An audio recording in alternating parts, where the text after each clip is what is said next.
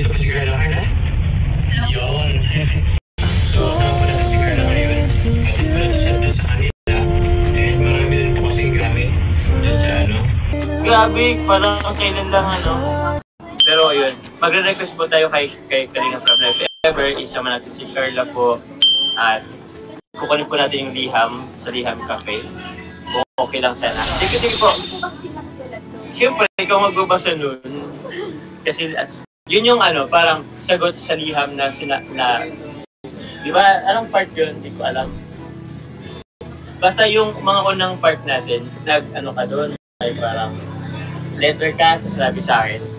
So ako naman, parang bilang tugon. Galing kami yun sa ano on mission. So mayroon kaming anong Liham Cafe. So naisipan kong mag-ano doon. Yo, what's up mga kababayan, mga kalingap? Welcome back muli sa aking munting channel. Ako po ang inyong host, Aureada TV, ay muling nagbabalik para sa isa na ng panibagong reaction video, no? At bago natin simulan ang video na ito, nais ko po muna kayong batiin. Isang mapagpalang araw ng Lunes po sa ating lahat. Nawa ay nasa mga mabubuti po tayo mga kalagayan habang pinapanood ang video na ito, no? At baka meron po pong hindi nakasubscribe kay Kuya Bal Santos Matubang, Kalinga Prab, Ate Edna Vlogs, Kuya Jomar Vlog at iba pang mga Kalinga partners at mga iba pang Kalinga pre-actor. Paki-subscribe nyo po sila mga kababayan, mga Kalingap, no? Nang sa ganon ay makatulong po tayo sa kanilang mga channel at yung kanilang mga channel ay mas marami pang matutulungan na ating mga kababayan, no? At matanong ko nga kayo mga kababayan, mga Kalingap, no? Kayo rin ba ay nag-aabang, nag-aantay kung ano nga ba ang nasa loob ng liham ni Papa Joms para kay Carla, no? Nako, kukunin na nga po ni Papa Joms, no? At magre-request nga po si Papa Joms dito kay Kalinga Prab na baka daw pwedeng isama ni Papa Joms itong si Carla, no? Ano nga bang part yung dating gumawa ng liham itong si Carla kay Papa Joms? Medyo libot ko na rin po mga kababayan, mga Kalingap, no? Maging si Papa Joms nga din medyo limot na rin kung anong part yun, no? Paki-comment nga po mga kababayan, mga Kalingap, no? Naaalala niyo pa ba kung ano yung liham ni Carla?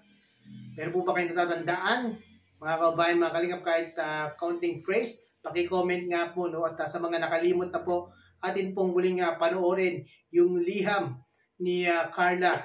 So mga bro, letter galing kay Carla. So okay lang ba? Basahin mo. O sige, ito. Sis, ito na sa'yo ito galing? Oo, mas magandang ikaw na magbasa. Oo,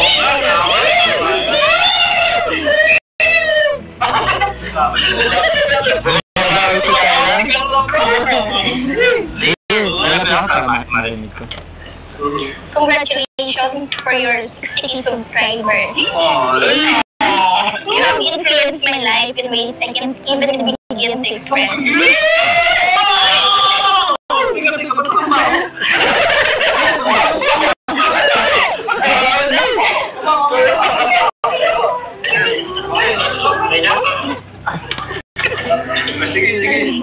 Meeting you was a dream come true, and your kindness and down-to-earth personality only made me admire you. Thank you for always there for me. As you said, you don't want me to call you Kuya or Tito Jomar. And now, I made up myself, I can call you best. Because you are the best thing that happened into my life.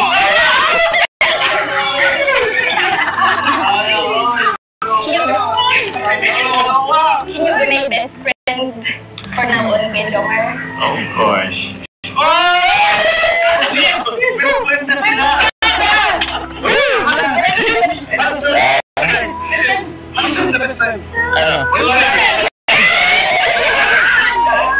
Thank you. So yun na nga po, no, mga kababayan, mga Kalingap, ito palang liham ni Carla kay Papa Joms medyo matagal-tagal ng part, no. Ito pala ay part 13 mga kababayan, mga Kalingap, kung inyong maalala, no. At sa liham nga po ni Carla, mga kababayan, mga Kalingap, nakasaad doon na sinabi ni Carla na best friend niya daw itong si Papa Joms, mga kababayan, mga Kalingap. Pero ngayon part 31 o part 32 na, ay kita na natin mga kababayan, mga kalingap, ang magandang resulta, no, na parang hindi na nga lang po best friend ang turing ni Carla dito kay Papa Joms, no, at nakasaad nga doon sa liham ni Carla kay Papa Joms, talaga namang itong si Papa Joms napaka down to earth at talagang napakabuting tao. Kaya naman po nitong sumapit yung kaarawan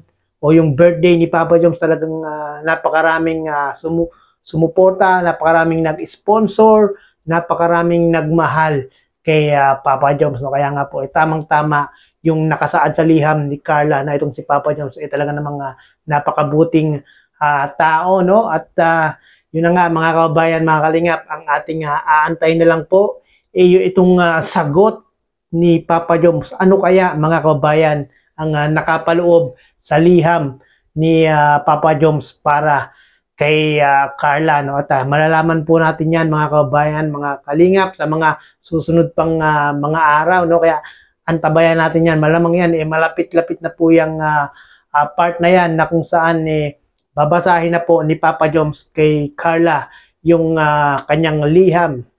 Ano kayang liham yan? Baka nandyan po yung alam nyo na mga kababayan, mga kalingap, yung tunay na nararamdaman ni Papa Joms kay Carla, no? Grabe. Congratulations Papa Joms sa napakagara, sa napakamagandang brand yung sasakyan, no? At tayo na nga, first time po na inihatid na ni Papa Joms itong si Carla sa kanilang bahay. Gamit-gamit po ang bagong sasakyan na iniregalo kay Papa Joms. Grabe talaga, no? Dapat talaga lagi na si Papa Joms ang maghahatid sundo kay Carla, no, mga kababayan, mga kalingap, dahil nga po coming from the mouth of Papa Joms conjugal property na po yung sasakyan na yun para kay Carla at kay Papa Joms, no? At mga kababayan, mga kalingap, patuloy po nating suportahan ang Team Jomcar at ang iba pang mga love team na binubuo ni Kalinga Prab, ng mga kababayan, mga kalingap. Andyan po yung Dadit, Cedros, Rara, ano pa ba, EDC, suportahan po natin yan mga kababayan.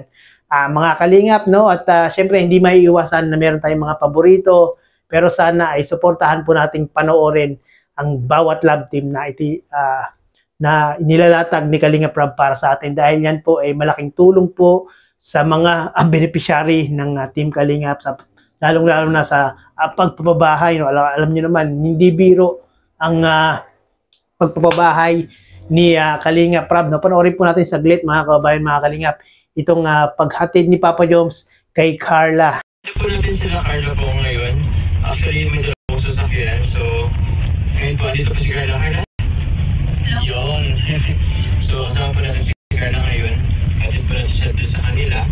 And marami din po kasing gamit doon sa Pakita mo Carla, gusto mo? Yun. Basta may gamit po dyan.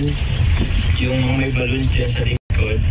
So, nasa tawag yan, nasa likod na sasakyan po is yung sasakyan ni Kuya. So yun na nga po, no, mga kababayan, mga kalingap, napanood natin sa video mismo ni Papa Joms, no, na talaga namang grabe, ang sweet naman ni Papa Joms. Talagang inihahatid po ni Papa Joms itong si Carla, no. Sana nga ay magtuloy-tuloy pa yung magandang relasyon ni Papa Joms at ni Carla, at balang araw ay paglipas ng mga panahon, sana nga ay maging sila na mga kababayan.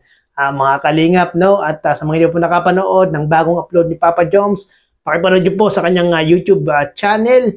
At yung liham ni Papa Joms para kay Carla, sana nga ay pagbigyan ni Kalinga Prab ang request ni Papa Joms na silang dalawa ni Carla ang kukuha mismo ng liham ni Papa Joms para kay Carla, no? At maraming pong salamat mga kababayan, mga kalingap. At muli ay umabot po kayo sa dulo nitong aking reaction video. Hanggang sa muli, bye-bye!